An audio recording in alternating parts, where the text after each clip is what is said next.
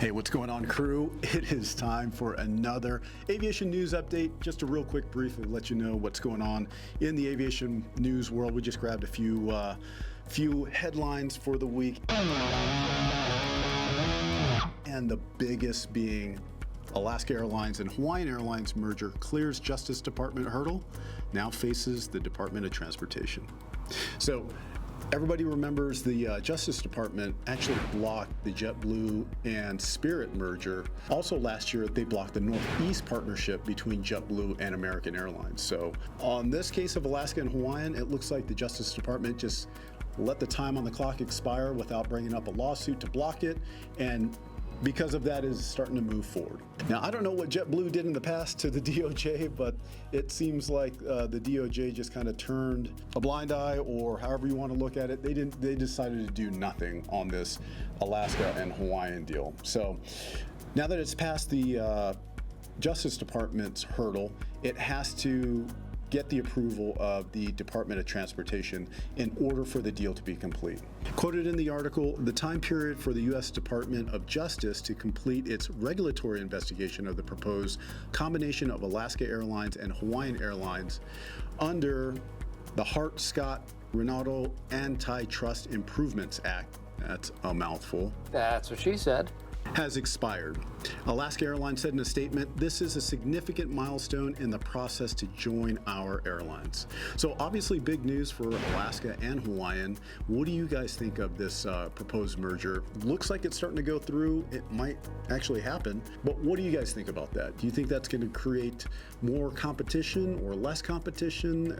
Obviously, I think my personal opinion, is going to help both airlines compete in that super competitive space out there. So I just really, again, I know I've been harping on it. I kind of feel really bad for JetBlue and Spirit, of course, just because, I don't know, maybe the DOJ's learned its lesson to stay out of business and let the market economies work.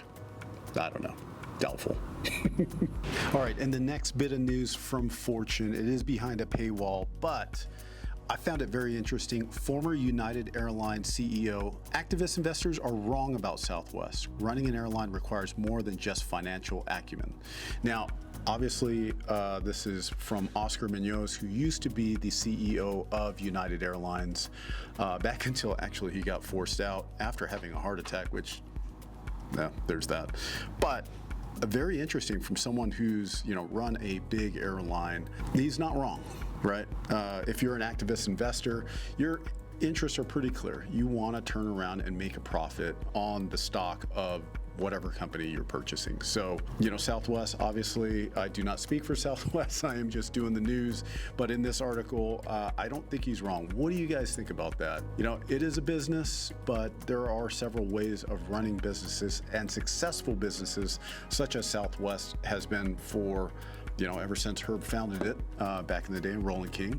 What do you guys think? Has times changed to the point where we need more than just culture to grow a business and to have a successful business?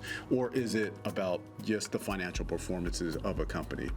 I happen to think that it is more than financial acumen to what Oscar is relating to in this article. But I just thought it really caught my eye because obviously I respect Oscar.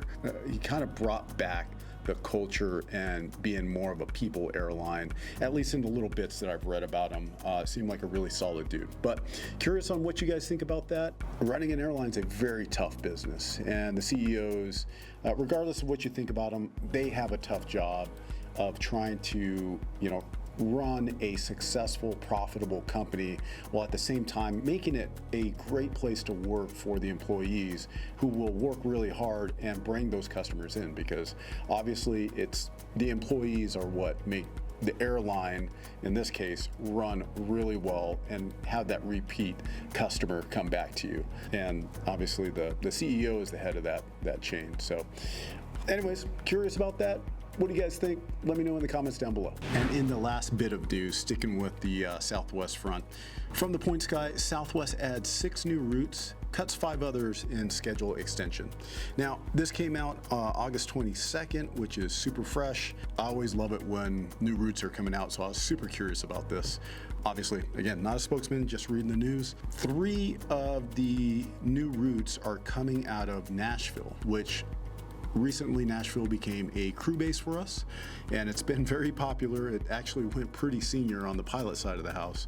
I'm not sure of the flight attendants, I'm sure it went senior over there because Nashville is a awesome place. From the article, the 6 new routes beginning March 8th of 2025, Southwest will add Saturday only service from Nashville International Airport to Cabo San Lucas in Mexico and Punta Cana in the Dominican Republic. These represent Southwest's 2nd and 3rd international routes from Nashville. The airline already flies from the city to Cancun, and now the airline wants to capture even more leisure traffic heading south of the border to destinations in Mexico and in the Caribbean. It also adds Southwest is already Nashville's biggest airline, and these 3 new routes will further the carrier's leading position in the city. Well, what are the other routes, you ask? I'll tell you. The carrier will also launch flights from Sacramento to Tucson on weekends beginning March 6, 2025. And rounding out the new routes, the airline will launch 2 routes from Austin Bergstrom International Airport on March 6, 2025. The first will operate on weekdays to Milwaukee, and the second will operate on weekends to Reno Tahoe International Airport. Pretty interesting stuff. I love seeing Nashville grow because I'm a big fan of that city, and actually of Tennessee, period. That's just an amazing place. But here, also from the article, here are Southwest's 5 permanent route cuts they are planning to do. And the affected markets are Atlanta to West Palm Beach, Burbank, California to New Orleans, Burbank to San Antonio, New York to Tampa, and Long Beach, California to Kansas City. Obviously, Southwest is doing a big push to kind of capture more profitable routes. So they're cutting some, they're adding some new stuff, which is pretty exciting. And again, coming out of Nashville, I'm always super excited because I'm big on Nashville. I really like Nashville, like a lot. Anyways, that's enough for me. Let's go over to Ryan from Airline Geeks and see what his briefing's about this week. Glad to be back, Ernie. Thanks to data from FAPA, the Future and Active Pilot Advisors, we can see a modest uptick in pilot hiring for the month of July, mostly driven by a so-called surge in aviator onboardings at United, Southwest, and UPS. Major U.S. carriers hired approximately 301 pilots last month, an increase from the 187 in June. Moving on to some recent headlines. We'll unfortunately have to use everybody's least favorite F word. Private jet operator Volato said earlier this week that it would unfortunately be furloughing some of its pilots. The company is calling this move a quote-unquote right-sizing. The company is also removing 5 leased aircraft from its fleet as it deals with less than expected demand for its services. All right, thanks Ryan for adding that bit of news. Appreciate what you're doing over there at Airline Geeks, and thanks for sharing. All right, everybody, that is it for the week of August 19th. Just want to catch you up on what's going on for the week, and I hope you guys have a great weekend. Remember, it is always a good day to have a good day, so go out and have a good day. We'll see you.